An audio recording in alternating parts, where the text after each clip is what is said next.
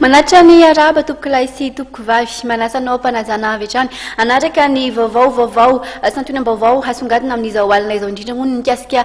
indrindra ny fanolorana amin'ny fomba ofisialy ny praiminisitra vaovao ny praiminisitra ny republika faefatra izay nifijiny ny filoham-pirenena dia ny docteur Kolo Roger eo ny faneho-kevitra samihafa moa manoloana indrindra ny izay fanendrerany praiminisitra vaovao izay eo ihany koa ny vaovao mahakasika indrindra ny fandravana trano misy 10 tafo teny nansana teny ary mbola hoentina amintsika ato anatin'izao fampalalam-baovao izao ihany koa moa ny momba indrindra ny andiany fahasivy amin'ny hetsika ny asako rampitso izay karakaraindra tary club Antananarivo ainga manasanao ary anaraka ny vaovao atsika hatramin'ny farany hosantaritsika indrindra ao anatin'ny lafiny ara-politika moa izany fampalalam-baovao izany ela tokoa izay fotoana ny andrasan'ny rehetra izay fanendrena ny praiminisitra izay folo herinandro aorian'ny fianianana izay nataon'ny filoham-pirenena Hery Rajaonarimampianina dia tapa-kevitra ny anolotra ny anaran'ny praiminisitra ny tenany Androany teny amin'ny lapan'Iavoloha Iavoloha noho ny nampafantarina tamin'ny fomba ofisialy izay praiminisitra vaovao izay horatsika fetrany andinjiny vaovao. Roger Christophe Laurent Kolo no notendren'ny filoham-pirenena Hery Rajaonarimampianina ho praiminisitra lehiben'ny gouvernemanta ny hariva teo teny amin'ny lapan'Iavoloha Iavoloha no nanambarana ny didim-panjakana manendry azy ho mpitarika ny gouvernemanta voalohany ao anatin'ny republika faefatra. Didim-panjakana lahara efatra ambin'ny folo sy roa arivo sivy roanjato hanendrena ny praiminisitra lehiben'ny gouvernemanta ny filoha republika araka ny nampafantarina dia mamoaka izao didim-panjakana izao andiny voalohany araka ny fevera voalaza ny andiny faefatra amby 50 ao nampafantarina dia tenena ho praiminisitra lehiben'ny gouvernemanta andriamatoa Kolo Christophe Laurent Roger. Nitondra ny fanazavana ny antony nahelan'ny fanendrenan'ny praiminisitra ihany koa ny filoha Hery Rajaonarimampianina tao anatin'ny lahateny mialohan'ny fanolorana ny anaran'ny praiminisitra. Maro ireo napetra-manontaniana ny amin'ny hoe dia ilana fotoana toy izay hoe fanendrenan'ny praiminisitra. Nefa dia tiako ny milaza aminao, ny milaza antsika fa ekina ny zavatra maro ny fanendrena azy. Ny antony raha antsika malala dia ny fampianana ny andiny fa efatra amby 50 ao nalam-pahamarena dia manambara fa ny filohan'ny republika no manendry ny praiminisitra araky ny tolotry ny antoko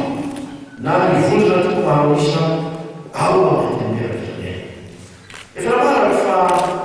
ama filoham-pirenena vaovao dia tsy maintsy mifototra amin'ny fahamarinam-toerana ny fihavanam-pirenena ary ny tombotso-pirenena ary irena ny fitoram-panjakana azy matanjo ary reo mifototra tokony entina amakina miaraka io andiny-dalam-pahamarena io. Ny antso sy ny aina ny hevitry ny lafy maro samihafa avy aminareo aho tao rainao reny misatsikazy tao mitondra fivavahana tao solombavam-bahoaka tao ny mpitarika sindikaty tao ny olotsotra sotra nareo rehetra zay Leonatandro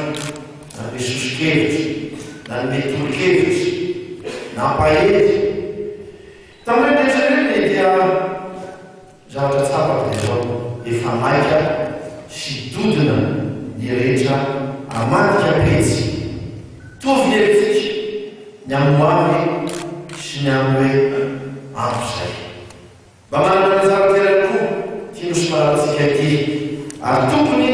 azo ny anjara masoandrony ny vahoaka malagasy avy.